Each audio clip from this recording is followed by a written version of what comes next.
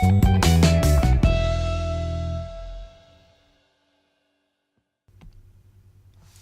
here's an interesting question.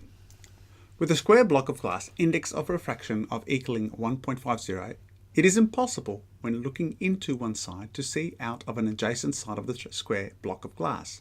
It appears to be a mirror. Use your knowledge of geometry and critical angles to show that this is true. So here's my block of glass, and let's examine this. Well, we have to understand that when we are at the critical angle, then the light beam that is fired at the edge of the surface here reflects back in, like so. And of course, the angle of incidence here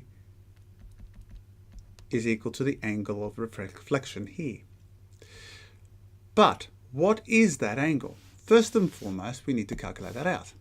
Now we know that in terms of the critical angle, that the sine of the critical angle is equal to 1 over n, where of course we have a vacuum outside this glass. And so if you do the calculations here, if this is equal to 1 over 1.5, you end up getting the critical angle being 41.8 degrees. The angle actually doesn't really matter because this geometry aspect will be true for whatever substance we have. The thing is though, at the critical angle, the angle of refraction is along this surface here, so 90 degrees. So because of the geometry here, the fact is that if I want to fire this laser at the critical angle, then I have to fire my light at this surface, like so, so that the angle of incidence is actually 90 degrees.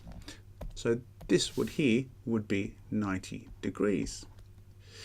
But what would be the case if I fire my light at less than 90 degrees? Well, in a diagrammatic sense, if I fire the angle at less than 90 degrees, let's say at a value like this, what would happen is it would refract less than what we had before. And so let's say we would have this path. But what that means is that if you look very carefully, and I'll draw the triangle here that we have created here, that the angle of refraction here is less than the angle here, which was initially going to be equal to the critical angle. We now have an angle that is less than 41.8 degrees. But if this here is now less than 41.8 degrees, because of geometry and because all angles add up to 180, this here, as I said, being less than 41.8 degrees, this of course is 90, this is always going to be greater than 41.8 degrees. In other words, this is going to be greater than the critical angle. No matter what angle I choose here, I'm always going to get an angle here that is greater than 41.8 degrees. And so as a result, I'm always going to get total internal reflection if the two surfaces I'm dealing with are at right angles or at 90 degrees to each other.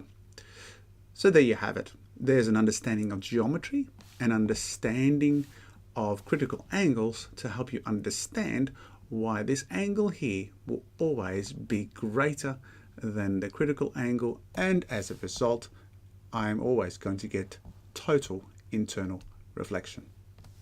Thanks for watching. Bye for now.